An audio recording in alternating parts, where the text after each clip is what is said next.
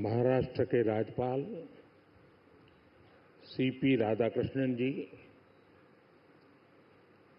महाराष्ट्र के लोकप्रिय मुख्यमंत्री देवेंद्र फडणवीस जी,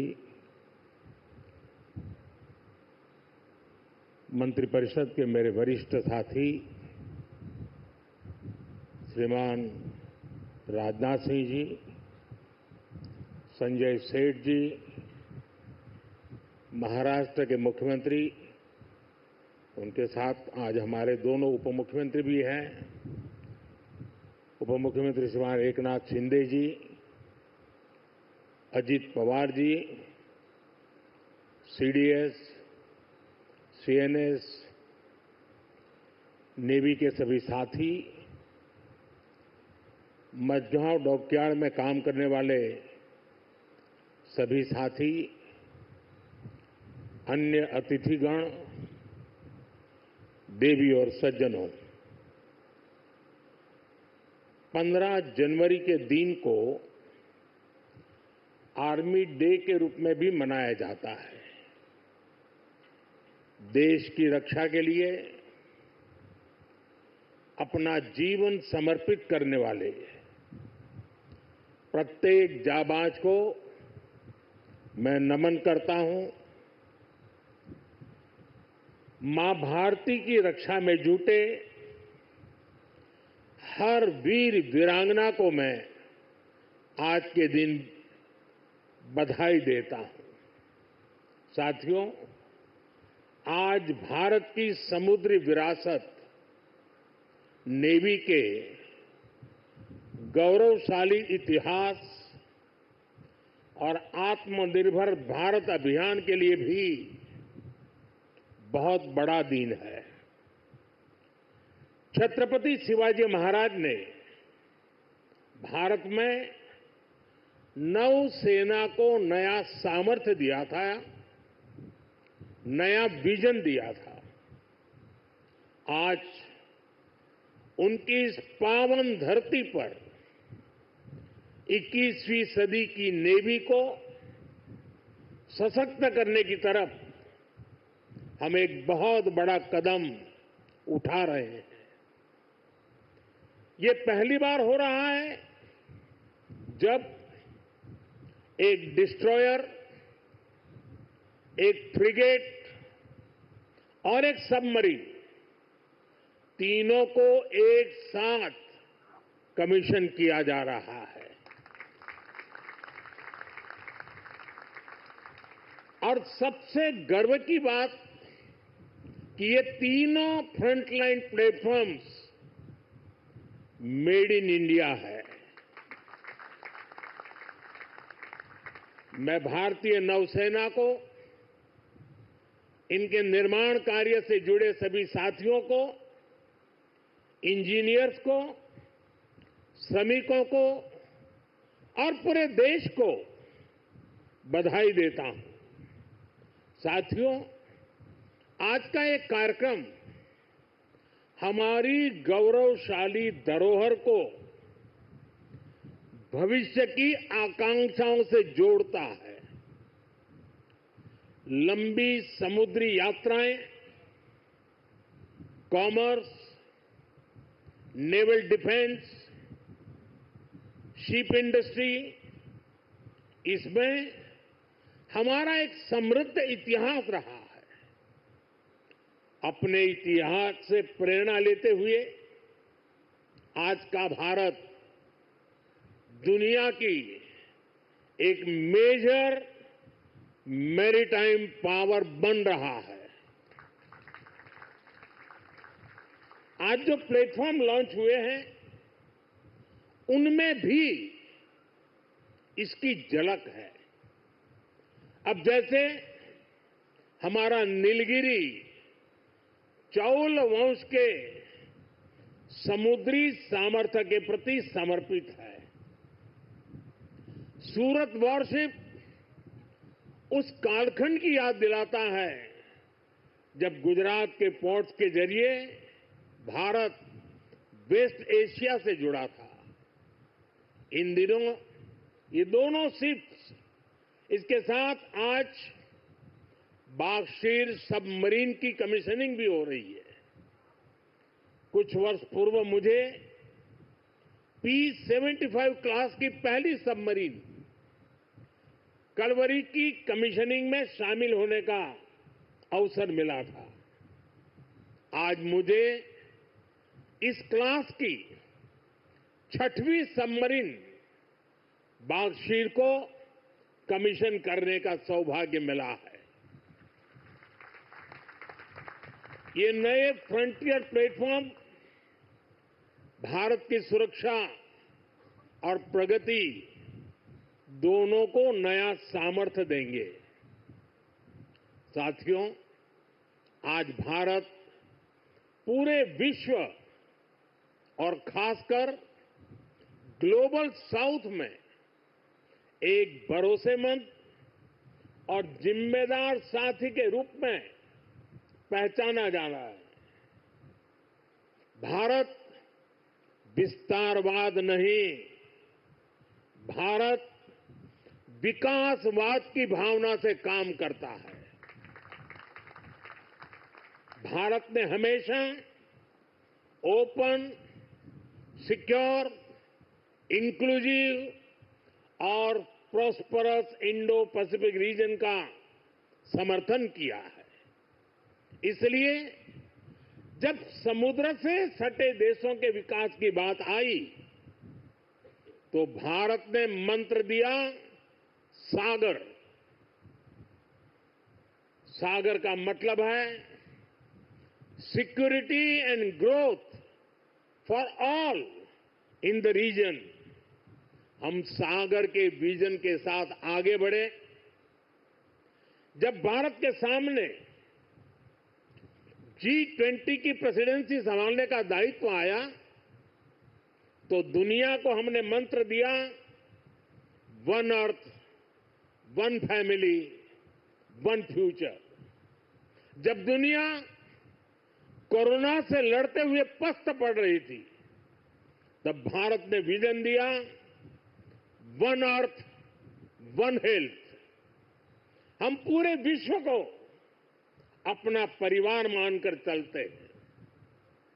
हम सबका साथ, सबका विकास उस सिद्धांत पर विश्वास करने वाले लोग हैं और इसलिए इस पूरे क्षेत्र की रक्षा सुरक्षा भी भारत अपना दायित्व समझता है।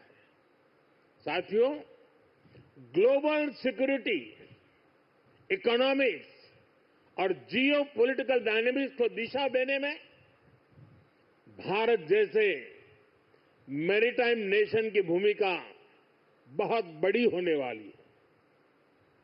आर्थिक प्रगति और एनर्जी सिक्योरिटी के लिए ये जरूरी है कि ट्रेडिशनल वाटर्स को प्रोटेक्ट किया जाए, टेरिटोरियल वाटर को प्रोटेक्ट किया जाए, फ्रीडम ऑफ नेविगेशन को इंश्योर किया जाए और ट्रेड की सप्लाई लाइन और सी रूट्स सुरक्षित हो।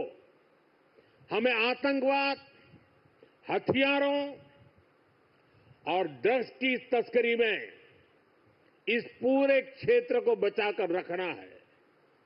इसलिए आज जरूरी है कि समुद्र को सेफ और प्रॉस्परस बनाने में हम ग्लोबल पार्टनर बने।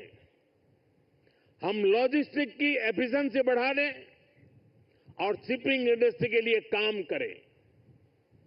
हम रेयर मिनरल्स, फिश स्टॉक जैसे ओशन रिसोर्सेज का दुरुपयोग रोकने में और इसे मैनेज करने की कैपेसिटी डेवलप करें।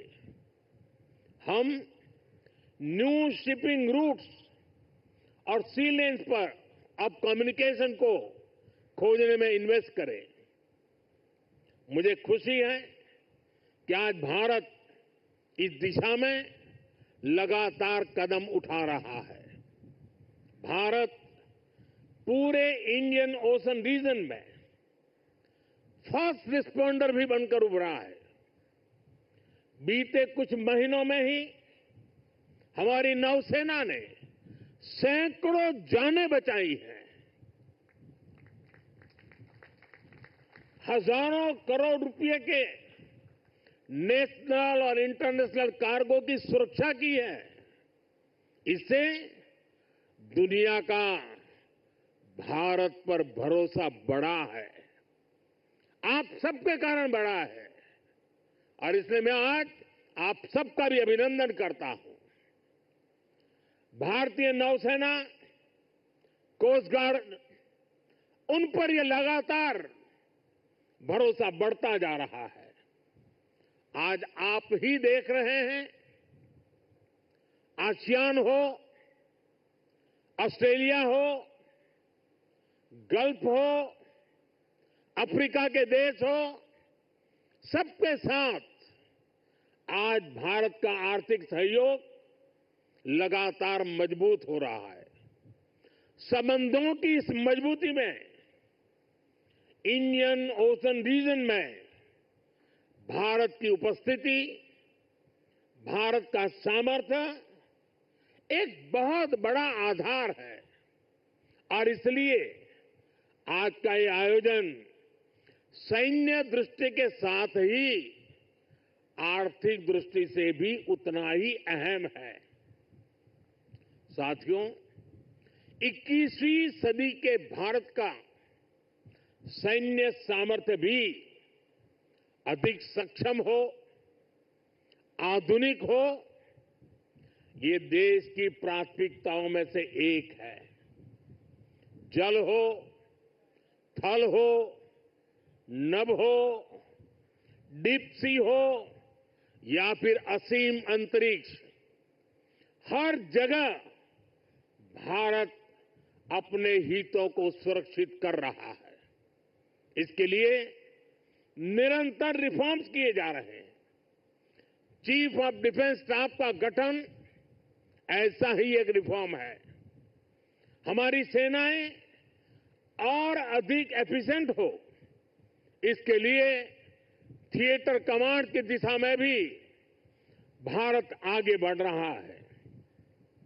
साथियों, पिछले 10 साल में जिस तरह भारत की तीनों सेनाओं ने आत्मनिर्भरता के मंत्र को अपनाया है, वो बहुत ही सराहनीय है।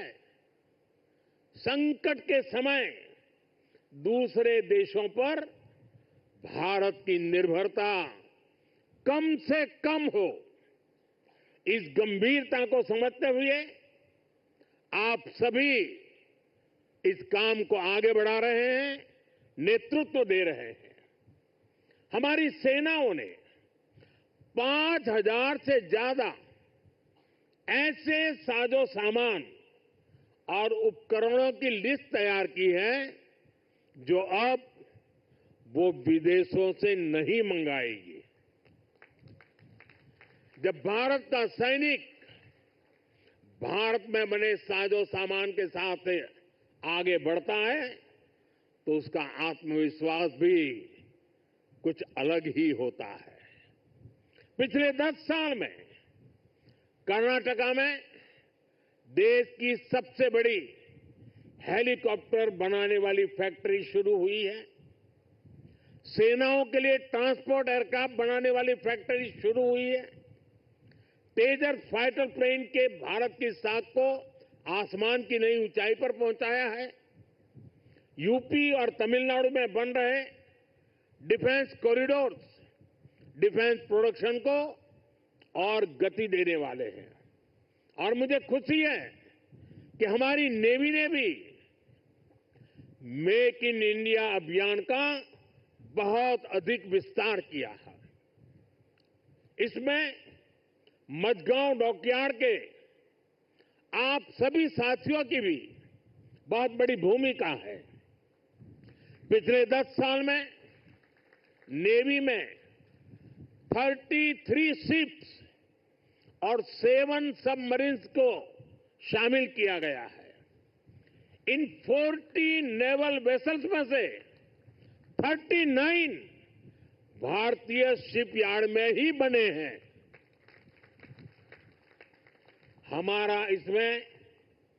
हमारा भव्य विराट आईएनएस विक्रांत एयरक्राफ्ट कैरियर और आईएनएस अरिहंत और आईएनएस अरिघात जैसी न्यूक्लियर सबमरीन भी शामिल है। मेक इन इंडिया उसको ऐसी गति देने के लिए मैं देश की तीनों सेनाओं को हृदय से बहुत बहुत बधाई देता हूं। आज भारत का डिफेंस प्रोडक्शन 1.25 लाख करोड़ रुपए से ज्यादा हो चुका है। हम 100 से ज्यादा देशों को डिफेंस इक्विपमेंट एक्सपोर्ट कर रहे हैं। मुझे विश्वास है आपके सहयोग से आज भारत तेजी से अपने डिफेंस सेक्टर का कायाकल्प करके दिखाएगा। साथियों, मेक इन इंडिया से भारत की सेनाओं का सामर्थ्य बढ़ने के साथ ही आर्थिक प्रगति के नए द्वार भी खुल रहे हैं। जैसे एक उदाहरण शिप बिल्डिंग इकोसिस्टम का है। आप में से बहुत से लोगों को पता होगा, एक्सपर्ट भी कहते हैं शिप बिल्डिंग में जितना इन्वेस्ट किया जाए उसका 2 गुना पॉजिटिव इंपैक्ट इकोनॉमी पर पड़ता है। यानी अगर हम शिप बिल्डिंग में 1 रुपये लगाते हैं तो इकोनॉमी में 1 रुपया 82 पैसे के आसपास सर्कुलेशन होता है। अब सोचिए, अभी देश में 60 बड़े शिप्स अंडर कंस्ट्रक्शन है। इनकी वैल्यू 1.5 लाख करोड़ रुपए के आसपास है। यानी इतना पैसा लगाने से करीब 3 लाख करोड़ रुपए का सर्कुलेशन हमारी इकोनॉमी में होगा। और रोजगार के मामले में तो इसका 6 गुना मल्टीप्लायर इफेक्ट होता है। जहाजों का ज्यादातर सामान, ज्यादातर पार्ट्स देश के एमएसएमई से ही आता है। इसलिए अगर 2000 वर्कर एक जहाज बनाने के काम में लगते हैं तो दूसरी इंडस्ट्री में जो एमएसएमई सप्लायर है उस एमएसएमई सेक्टर में करीब 12,000 रोजगार बनते हैं। साथियों, आज भारत दुनिया की तीसरी बड़ी इकोनॉमी बनने की तरफ तेजी से आगे बढ़ रहा है। हमारी मैन्युफैक्चरिंग, हमारी एक्सपोर्टिंग कैपेसिटी भी लगातार बढ़ रही है। आने वाले सालों में सैकड़ों नए शिप्स की, नए कंटेनर्स की जरूरत भारत को होगी। इसलिए पोर्ट लेड डेवलपमेंट का मॉडल हमारी इकोनॉमी को गति देने वाला है, रोजगार के हजारों नए मौके बनाने वाला है। साथियों, इस क्षेत्र में कैसे रोजगार बढ़ रहा है, इसका एक उदाहरण सी फेरर्स की संख्या भी है। 2014 में भारत में सी फेरर्स की संख्या 1.25 लाख से भी कम थी। आज ये 2 गुने से भी अधिक बढ़कर लगभग 3 लाख तक पहुंच चुकी है। आज भारत सी फेरर्स की संख्या में विश्व में टॉप 5 में आ गया है। साथियों, हमारी सरकार का तीसरा कार्यकाल अनेक बड़े निर्णयों के साथ शुरू हुआ है। तेज गति से हमने नई नीतियां बनाई हैं, देश की जरूरतों को देखते हुए नए कार्य शुरू किए हैं। देश के हर कोने, हर सेक्टर का विकास हो, इस लक्ष्य के साथ हम चल रहे हैं। पोर्ट सेक्टर का विस्तार भी इसका ही हिस्सा है। हमारे तीसरे टर्म के पहले बड़े फैसलों में से था महाराष्ट्र के वाढवण पोर्ट को मंजूरी। 75,000 करोड़ रुपए के खर्च से इस आधुनिक पोर्ट के निर्माण का काम शुरू भी हो चुका है। इससे भी महाराष्ट्र में रोजगार के हजारों नए अवसर बनने वाले हैं। साथियों, बहुत लंबे समय तक बॉर्डर और कोस्टलाइन से जुड़े कनेक्टिविटी इंफ्रास्ट्रक्चर पर उतना ध्यान नहीं दिया गया। बीते 10 सालों में इसके लिए भी अभूतपूर्व काम हुआ है। 2 दिन पहले ही मुझे जम्मू कश्मीर में सोनमर्ग टनल का लोकार्पण करने का अवसर मिला है। इससे करगिल, लद्दाख जैसे हमारे सीमावर्ती इलाकों तक पहुंचना, उसमें बहुत आसानी होगी, सुलभ होगी। पिछले साल अरुणाचल प्रदेश में सेला टनल का लोकार्पण हुआ है। ये एलएसी तक हमारी सेना की पहुंच को आसान बना रही है। आज शिंकुल्ला टनल और जोजिना टनल जैसे अनेक क्रिटिकल इंफ्रास्ट्रक्चर पर तेजी से काम चल रहा है। भारत माला परियोजना से बॉर्डर एरिया में शानदार नेशनल हाईवे का नेटवर्क बनाया जा रहा है। वाइब्रेंट विलेज प्रोग्राम आज बॉर्डर के गांवों के विकास में अहम भूमिका निभा रहा है। बीते दशक में अपने दूर सुदूर के आइलैंड पर भी हमने फोकस किया है। जहां कोई भी नहीं रहता, उन आइलैंड्स की भी रेगुलर मॉनिटरिंग की जा रही है। इतना ही नहीं, अब उस आइलैंड की नई पहचान भी बनाई जा रही है, उन्हें नया नाम दिया जा रहा है।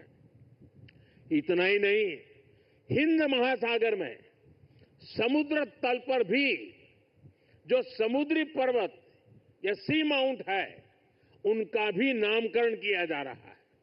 पिछले साल भारत की पहल पर इंटरनेशनल संस्था ने 5 ऐसे स्थानों को नाम दिए हैं। हिंद महासागर में अशोक सी माउंट, हर्षवर्धन सी माउंट, राजराजा चोल सी माउंट, कल्पतरु रीज और चंद्रगुप्त रीज भारत का गौरव बढ़ा रहे हैं।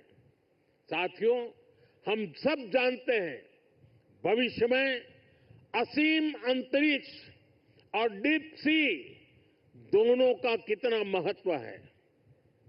इसलिए आज स्पेस और डीप सी दोनों जगह भारत अपनी क्षमताओं को बढ़ा रहा है।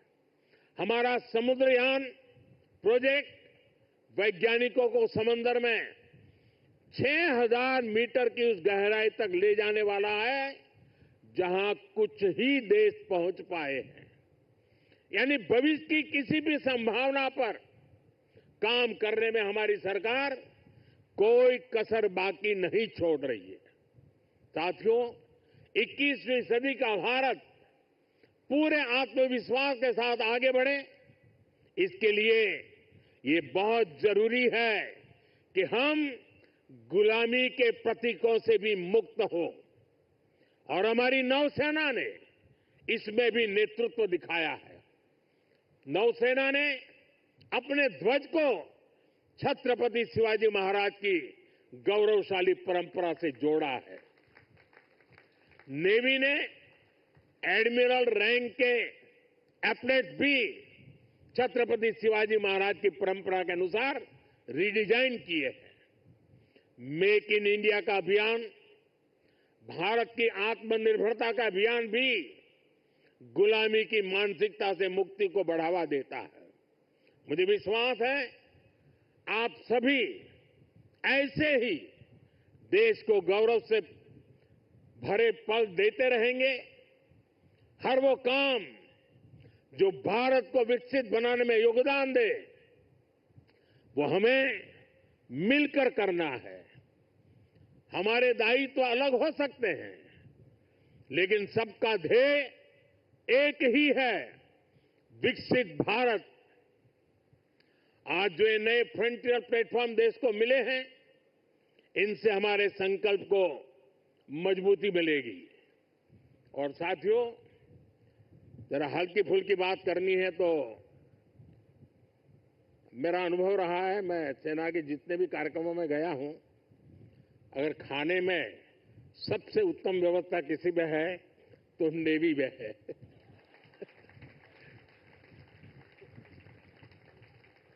विविधताओं से भरपूर। अब आज उसमें सूरत शिप जुड़ गया है और हम लोगों को एक कहावत मालूम होगी, बड़ी पॉपुलर कहावत है, और मैं कैप्टन संदीप को कहूंगा कि इस बात को जरा गौर से सुने। वो कहावत है, सूरत का जमण और काशी का मरण। यानी सूरत का जो भोजन होता है वो उतना ही महान होता है, श्रेष्ठ होता है। अब जब सूरत लॉन्च हो रहा है तो मुझे विश्वास है कैप्टन संदीप सुरती खाना भी लोगों को खिलाएंगे। साथियों, ये बहुत ही उत्तम अवसर है। पूरा देश आपको शुभकामनाएं दे रहा है, पूरा देश गौरव से भर रहा है और इसीलिए एक नए विश्वास के साथ, नए उमंग और उत्साह के साथ, नए संकल्प के साथ विकसित भारत के संकल्प को पूर्ण करने के लिए हम पूरे सामर्थ्य से जुड़े। आज के इस अवसर पर इन तीनों महत्वपूर्ण कदम के लिए, महत्वपूर्ण सौगात के लिए आप सबको बधाई देते हुए मैं मेरी वाणी को विराम देता हूं। आप सबको बहुत बहुत शुभकामनाएं। पूरी ताकत से मेरे साथ बोलिए, भारत माता की। कम से कम इस कार्यक्रम में वो आवाज सबसे ज्यादा गूंजनी चाहिए। भारत माता की, भारत माता की, भारत माता की। बहुत बहुत धन्यवाद।